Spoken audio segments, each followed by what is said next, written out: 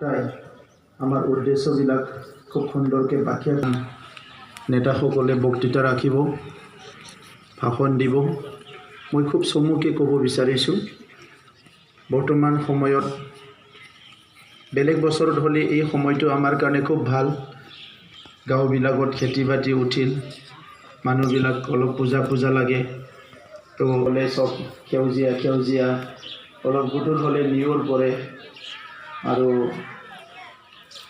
চব দিশৰ পৰাই আমাৰ থাকিবলৈ খুব ভাল হয় এই সময়টো।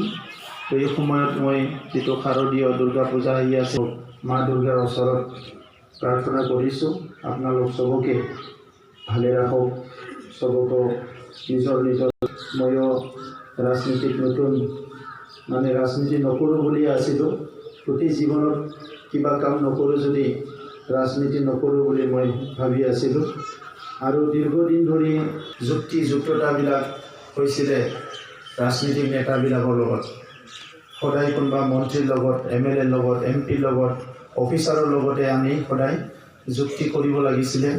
আমাৰ এইটো নাই, ডেভেলপমেণ্ট নাই, অধিকাৰ পোৱা নাই, এইবিলাক লৈ সদায় যোৱাটো হ'ল ৰাজনীতি নকৰোঁ। ৰাজনীতি কৰি পেলাই মানুহক উন্নয়ন দিব নোৱাৰিলে, মানুহৰ কাৰণে কাম কৰিব নোৱাৰিলে। আজিৰ পৰা প্ৰায় 6 মাহ আগতে বিজনেতে ময়ো যোগদান কৰিলোঁ UPPL দলত। এমাহ আগত 27 জানুৱাৰীত এটা চুক্তি হৈ গ'ল, আৰু সেই চুক্তি হোৱাৰ এমাহ পিছত 27 ফেব্ৰুৱাৰীত মই দমৰিয়াও এই কোকৰাঝাৰত কৰিছিলোঁ।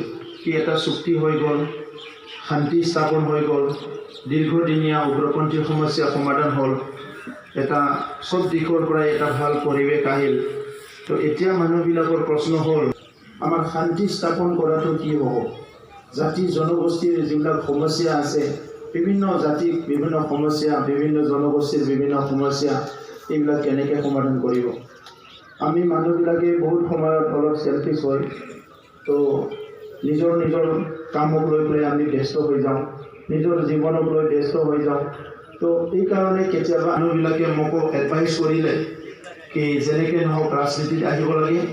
আৰু BTR অঞ্চলত যোৱা 17 বছৰত যিটো হিংসা হৈ গ'ল, বিভিন্ন পৰিৱেশ পৰিস্থিতি, কৰাপশ্যন হৈছে, দুৰ্নীতি অপশাসন হৈছে, কোনো জাতি জনগোষ্ঠী ৰাইজ ছেটিছফাইড নহয়, শান্তি নহয়, এই কথাটো লৈ পেলাই অলপ কাম কৰিব লাগে, তেনেকুৱা এটা বহুত মানুহৰ পৰা ছাজেশ্যন আহিল।